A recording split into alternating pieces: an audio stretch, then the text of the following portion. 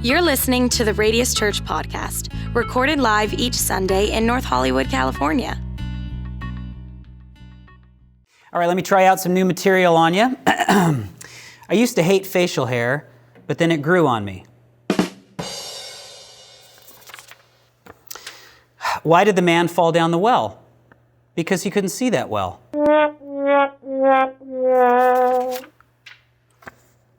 Sundays can be a little sad, but the day before is always a Saturday.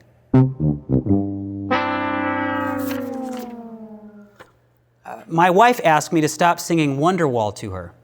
I said, maybe.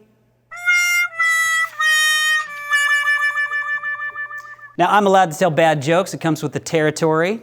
Dad jokes are part of the privilege of being a dad, right? If I want to, I can have a dad bod. I can remember bad jokes and forget to pick up my kids and call it a dad brain, right? But I'm going to be honest with you. I'm actually tired of all of the inept, lazy dads getting all of the airplay. Dad has become an adjective that means out of touch and silly and out of shape and a has-been. And I actually think that being a dad is a privilege that I've had for 15 years. And yeah, I've had some dumb moments, but we've got to stop treating dads like an inept accessory to parenting, right? We are not unpaid babysitters. We are parents. We are leaders. And most of the dads I know are trying to bring it every dang day. Most of the dads I know are trying to figure out how to be better fathers. And that's a word actually that has more significance to us. The word father feels like it carries more weight. Last year, right around Father's Day, I asked my Instagram community to come back to me and describe their father. What adjective comes to mind, good, bad, or ugly, and I wasn't going to use their names at all. And they came back with some encouraging adjectives, as you can imagine. As people thought about their fathers, they said committed, they said patient, they said wise, they said hero. But as you can imagine, there were also some disappointing adjectives also. You know, some people said distracted. Or when I think about my father, alcoholic or scary. Somebody simply said biological. But you know, good or bad, the most common adjective that came back in response to describing your father was the word absent. Now, leading sociologists agree that fatherlessness is one of the greatest pandemics actually facing our nation. And President Obama actually agreed. And one time he was quoted as saying, as someone raised by a single mom, I came to understand the importance of fatherhood through its absence. I came to understand a hole that a man leaves when he abandons his responsibility to his children is one that no government can fill. Now, of course, having a father there isn't helpful if it's not a good father. And some of you, because of the father you had at home and maybe some of the difficulty or some of the abuse that you suffered, it infected the way that you expected men to be henceforth, or maybe it infected the way you expected to be a man as you got older. So today, I don't want to waste time just talking about dad bods and dad brains and dad jokes. I want to talk about the dad gap. The distance that exists between the dad that you got or the father figure that you had early and the father that you need, right? Because the truth is all of us have some sort of a dad gap. Now, some of you feel like that gap isn't all that big because you had a great father growing up. But for those of us who have a big distance, maybe an impossible divide between the dad you got and the father that you need some hope. And we've got that for you today. And then for all of you dads out there, the League of Extraordinary Gentlemen to which I get to belong, I know that you're trying to get stronger. I know you're trying to get better in your role and how you serve your kids and your family, and we all need help. And I've got that for you today. And the good news is, if you're somebody looking for help today, I have found that as I'm becoming hopefully a better and better father, it actually requires not earning another penny. It doesn't require lassoing the moon or being a hero or being a star. It actually just requires 3 approaches that everybody can bring and every human needs. The baptism of Jesus is a mysterious event, and if you read the account of it, it might be hard for you to place yourself there at the scene because of so many of the mysterious things that were described as going on in that moment. But I think that we can identify with much of what was going on there because at its heart, it's really just a perfect portrayal of an intimate relationship between someone and the very best dad you can imagine. Jesus' cousin, John the Baptist, he was getting a lot of attention, and I don't think it was just because he dressed funny and probably smelled weird. He was telling a lot of people that God, even though this might be what you assume, God isn't just way, way out there somewhere. God is right here, right where you work, right where you live, right where you're trying to parent, right where you're trying to raise your kids, and God right here where you're experiencing life wants to do something new.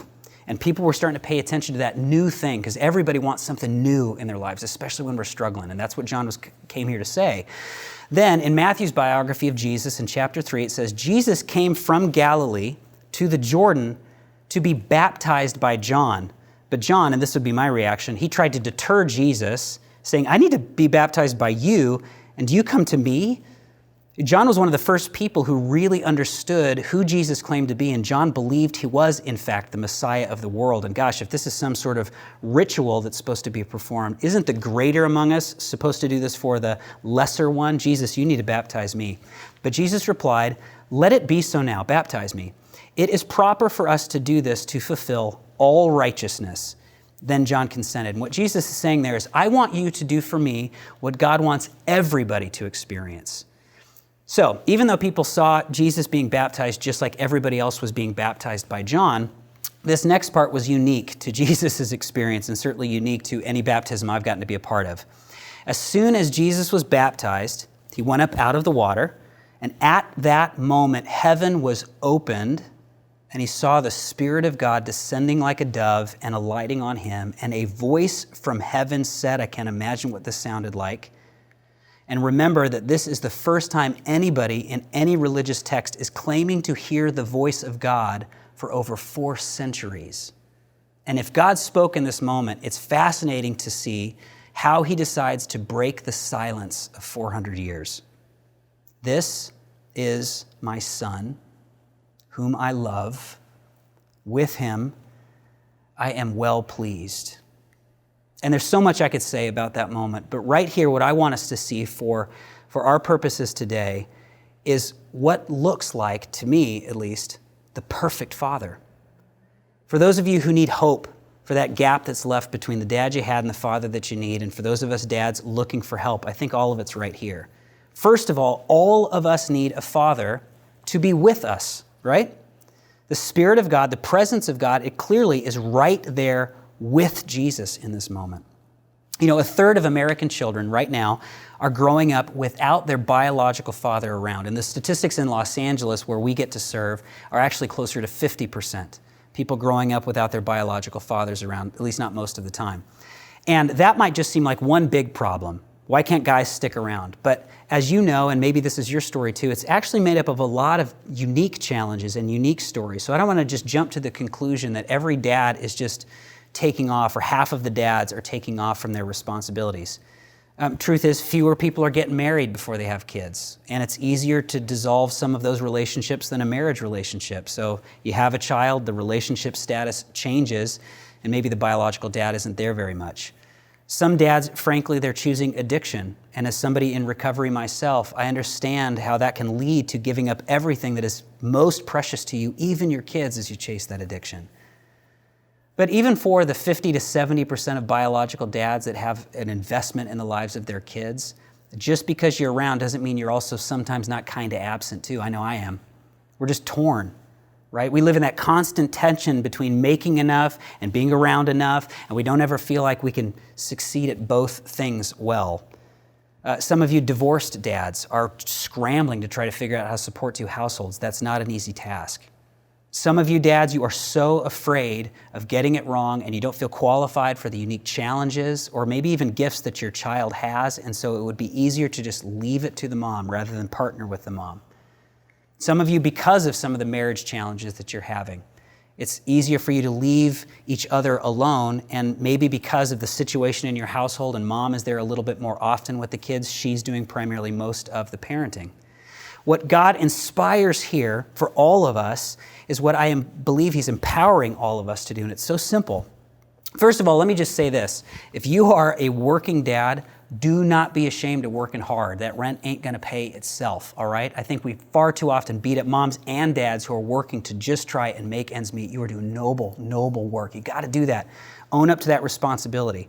But with that little bit of time that you do have interfacing with your kids, just remember that a little bit goes a long way, especially when we're showing up and paying attention in a way that's unique, right? Like when we get to be present with our kids, look them in the eye, ask questions about their lives. If right now I'm the dad and Katie and I are raising a teenager, and what that means for us is when those rare instances come around when that teenager actually wants to talk to us, it means pulling up our gaze from our screens and being interested in whatever she decides to talk to us about. I know that's been harder now during sheltering in place and quarantine and during some of the recent news cycles that have gone on and the challenges that our country is facing. I know that my screen time has shot up hundreds of percentage points just trying to stay up to date with how the world is doing outside. But I might be missing the world that is changing inside my own home. See, we all need our Father to be with us, right? When you are with your kids, make the most of that time. Don't neglect the power of affectionate touch, a hug, and playing around and wrestling and tickling your kids. That actually bonds us psychologically. It's so important. It doesn't cost you $1 more. It's a simple approach that all of us need. Here the Spirit of God says, I am with. This is my son. I am present with my son. Which actually brings us to another deep longing that we all have, that God seems to satisfy in this moment. We all need a father to choose us. We all need a father to choose us. The voice from heaven thunders or whispers or sings, I don't know, this is my son. In essence, what God is saying here is, just in case there's any doubt, just let me state it for the record, no question at all, he belongs to me. Whatever your perspective or opinion is of this man that just got baptized, this is my son. And now you'd think that would be an instinct. But some of us dads, we blur the connection sometimes. We blur the connection and the affection and the attachment that we have to our children. You know, some men who father babies but then want nothing to do with the moms or the kids. That's a clear statement they're making to that child. But even now, for some of you joining us today, you might have had a dad who stopped acknowledging you after some choices that you made. And it was more than just a disappointment. It disqualified you, it seemed, from being a part of that family. Maybe it's as you started talking about your sexuality. Maybe you felt like your dad only chose you for your achievements, and if you weren't achieving, he wasn't choosing you. So here, God acknowledges his son, but encourages us as dads to this responsibility and privilege that we have to acknowledge our own children also every single day, no matter what. This is my son whom I love. This is my daughter whom I love. Divorced, unmarried parents out there, yes, it is going to take extra work. Yes, you're going to have to go out of your way to do this. But just admire the fact that every time that you make it obvious that this is my flesh and blood, this is my child, you know that your heart is attaching and filling their hearts in a way that really few other people can. One of the most powerful moments ever in my job was performing a wedding ceremony between an incredible single mom and this great guy.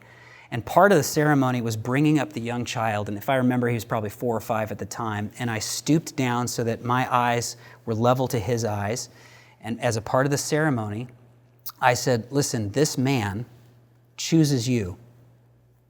Do you choose him? And the boy, and we talked to him about it beforehand, of course, but the boy said, yes. And I could barely get out the next sentence when I got to say, well, then you get to call him Dad. And he from now on will call you son. We need a father to choose us. Finally, and very simply but so powerfully, we need a father to champion us. We need a father to champion us. God says, this is my son whom I love. With him I am well pleased. Now, clearly, God the Father knew what Jesus was capable of, what his mission was, and what he was going to accomplish. But in terms of what everybody else saw, this was just another man who hadn't done anything yet, and he was being championed. Just for the record, Jesus hadn't done anything special, at least as far as we could tell. Hadn't preached one sermon, he hadn't built a crowd, no miracles, nothing. And yet his Father in that moment affirmed him first. He was his child. He championed his child. Now, I have heard that my dad's dad, my grandfather, my paternal grandfather, Edwin King Barkley, was a remarkable man. I never got the chance to meet him because he died the year before I was born, but I've heard he was successful, he was hardworking, he was a man of integrity, he was a South Dakota rancher, a local leader, and a faithful husband to my alcoholic grandmother. Good man that did some good things. But my dad, his son, well, he had to fill in some gaps that his dad left, as I'm sure our daughters are going to have to fill in some gaps that Katie and I will leave in their lives.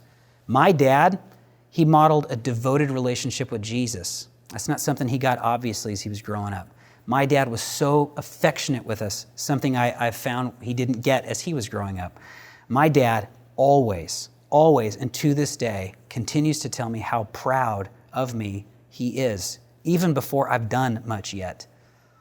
How powerful it is to be a voice in someone's life when they're still just living in potential, right? They're not living in the progress, or they're not living on the other side of the achievement, just when they're living with all of that potential, to say, I'm so pleased with you. I believe in you. I champion you. Kids are longing to hear us say, I am so proud of you. They're longing to hear us say, wow. From finger paintings to master's degrees. Wow. And let me take it to another level. And I think this is helpful for all of us. If you really want to champion a child, you should start to dream with them. Or maybe even take it a step further. Maybe you start to plant dreams within them. Anybody ever done that for you? Like, oh, wow, I see this spark of something incredible in you. I wonder if. Wow, you seem to just love people so much. I wonder if one day you're going to be in sales or in medicine. Maybe one day you're going to be in law enforcement. You seem to be such a great leader because you're able to get a bunch of your friends to do something together, right? Maybe you're going to be an entrepreneur, or maybe you're going to lead a nonprofit, or maybe even a church. Wow, you're so brave. You're so brave. I wonder if you're going to start telling us brand new stories and creating new art that the world has never seen before. I wonder if, how powerful it is to champion our children when they're still just living in the potential, not on the other side of the achievement. We need it. Now, when you hear these qualities, it is so clear, right, that we all need a father. I mean, I need this to this day. I need to know somebody would be with me no matter what. I need to know somebody would choose me no matter what. I need someone to champion me no matter what. But this isn't just a call and hopefully some helpful ideas for fathers. This is a call, just for today, I'm going to say this is a call for all men. All men. Allow the father's heart here to become your heart, right? Find a child with whom you could be a mentor, or maybe become a big brother, helping out a family that needs more of that influence and impact in their lives, a surrogate dad, a surrogate big brother, surrogate grandfather. Men, by the way, serving with kids and youth is one of the most powerful places of influence that we have in Radius. For those of you men who serve with Rad City and Illume, you are probably contributing more to the future of this church than maybe any other position that we have. I'm so proud of you. I'm so inspired by you. I'm also going to put this out there. Maybe somebody listening to us today is wondering if God is wanting them to adopt, and as you're talking to your family, you're still not sure. Let me just add one more log on that fire. I cannot think of a clearer picture of how God has chosen us than when a family chooses a child to foster or adopt. What a powerful choice you can make, because we all need a father.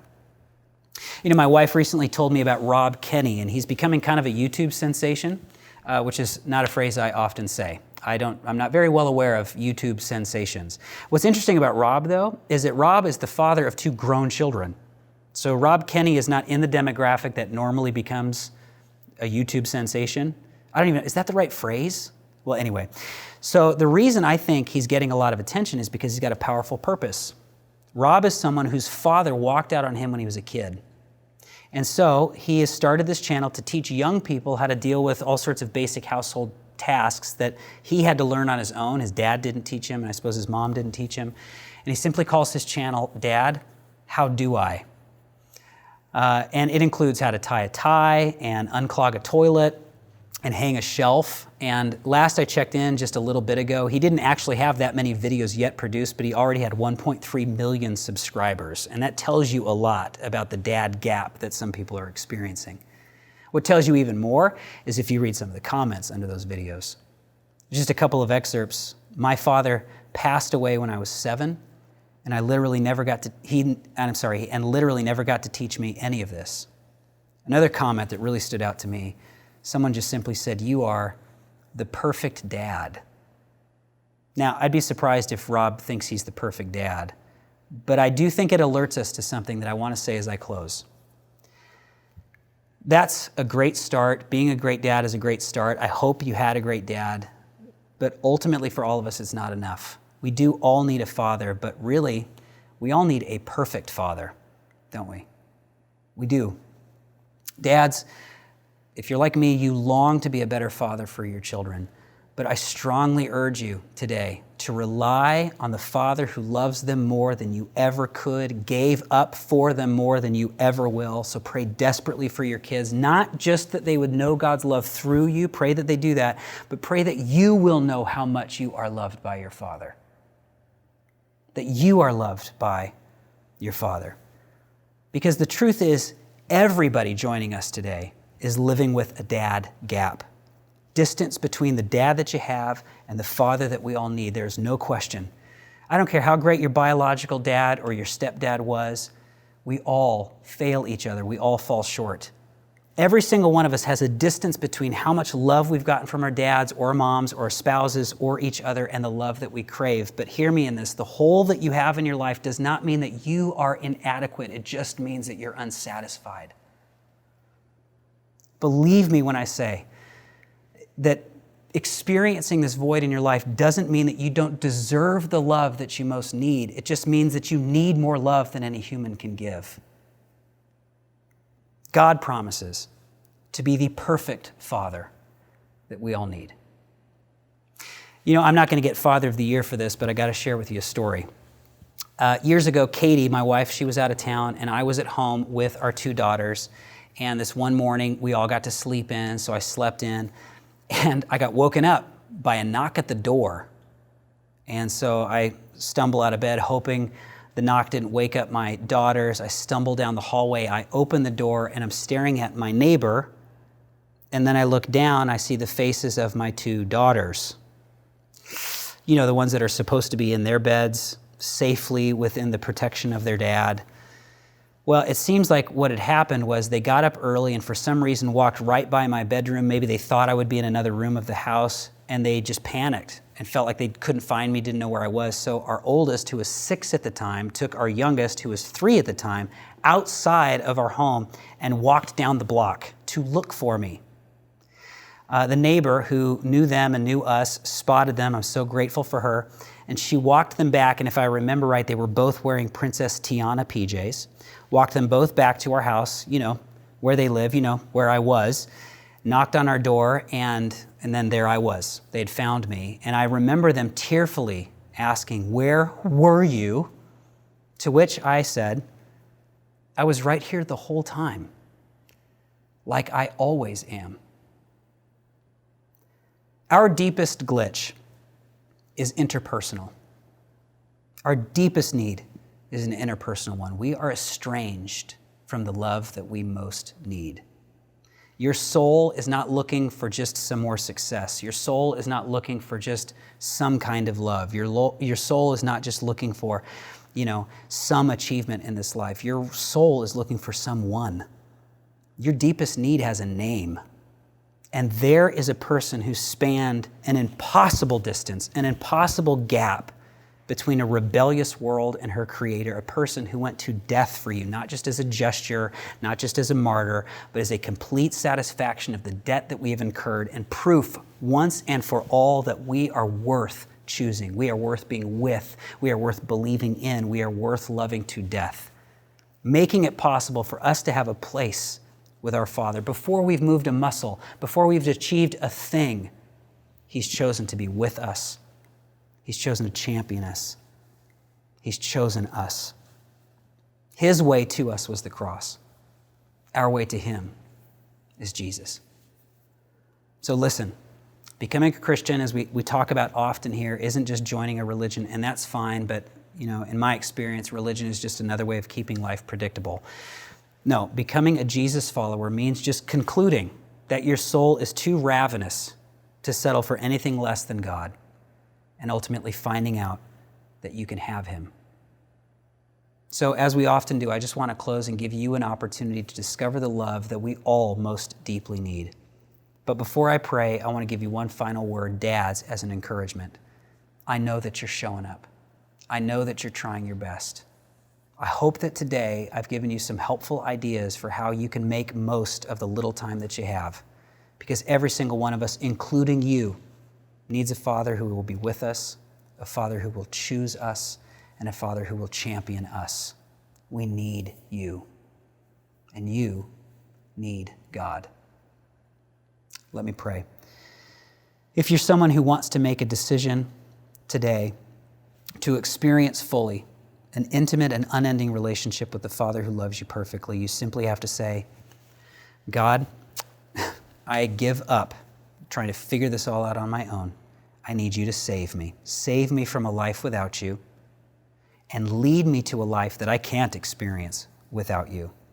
You simply say, save me and lead me.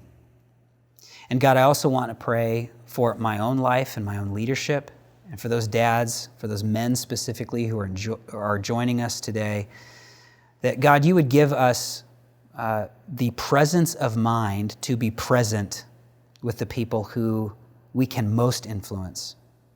That could be our children. God, that could be our spouses. Those could be our coworkers. But there is something powerful about the presence of a man.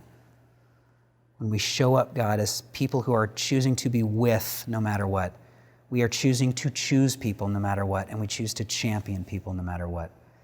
God, infuse our best efforts with a holy power that will change lives. We love you. Thank you for being a perfect Father to us, and we pray this in Jesus' name. Amen. Thank you for listening. For more information, follow us on social media at Radius Church LA and visit us on the web at radius.la.